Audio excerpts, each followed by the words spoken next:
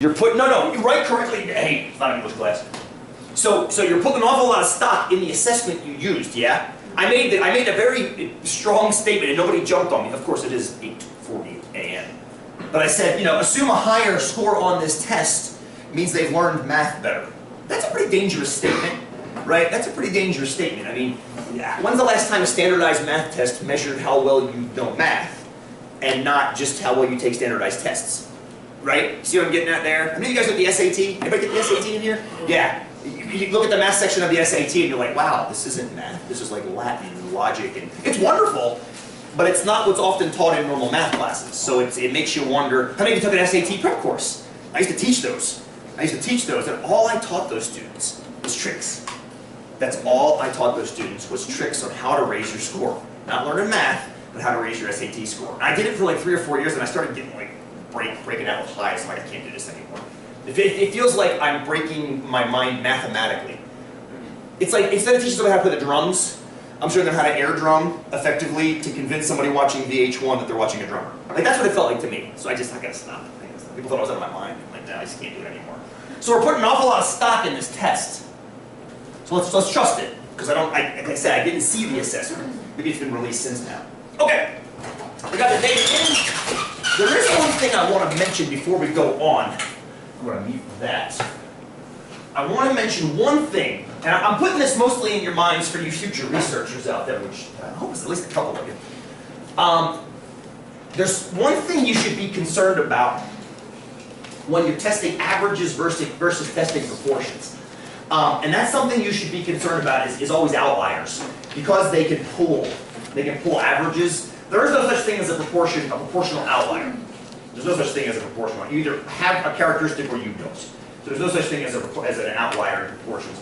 There definitely are outliers in averages. So one thing you kind of want to get in the habit of looking for when you're doing research is check your data to make sure nothing's unusually extreme that might yard an average one way or the other. Does that make sense? So looking at that data right there that you just entered in, does anything look unusually extreme? We got any wicked high or wicked low test scores? Upon quick visual inspection? No. Doesn't seem like it. Good. If you ever need more than just a quick visual inspection, you can always run box plots. I'll do it real quick up here. I'll do it real quick. If this doesn't make sense what I'm doing right now, just grab me at the break and I'll walk you through it again. I'm going to turn 2 plots on.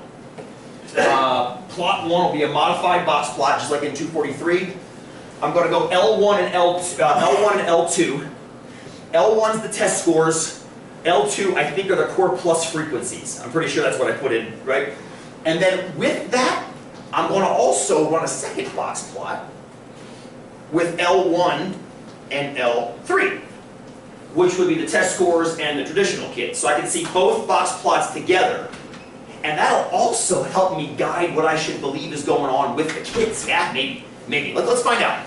I'm going to do a quick little check here and make sure nothing's turned on. Nope. Do you want us to follow you on you can, or you can just follow along right now, if you want, Frankie. I mean, this is pretty much.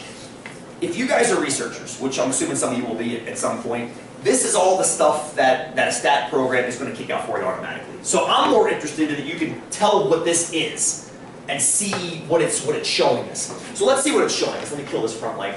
Now, one thing a stat program will do is actually label these for you. So I got to figure out which one is which real quick, because it looks like whoever this is doing a little better on median than whoever this is. Shift it to the right. I'm assuming this is test scores, low to high. Here's the min value in this group, the max value in this group, median value.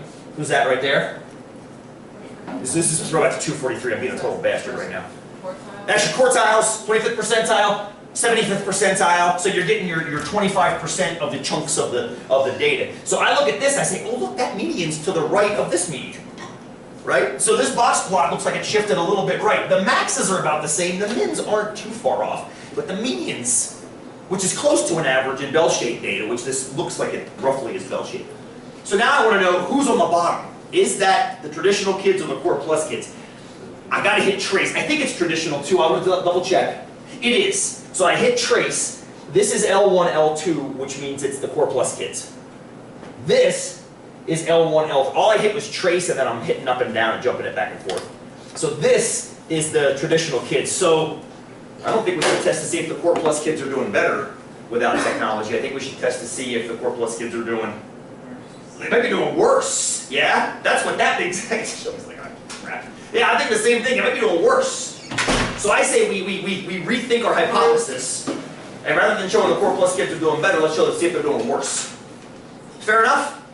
And the big thing I want to check, are there any outliers? No. They would have showed up as little dots. I don't have anything. And the data looks, I mean, if you turn it sideways, it looks kind of like roughly bell-shaped. I'm more concerned with outliers pulling an average. That's what I'm more concerned with. So on max, the kids that are performing the best are performing equally the best. But the problem is when you get closer to center, it looks like the Core Plus kids might be more varied and also lower in center. So that's what I want to test. Let's see if the Core Plus kids are actually doing worse. All right. Questions so far? Actually, let's leave this on. Leave it over here. So let's define some variables. Speaking of variables, what are we testing? Course mu. That's what we're talking about right here. Good. Testing mu.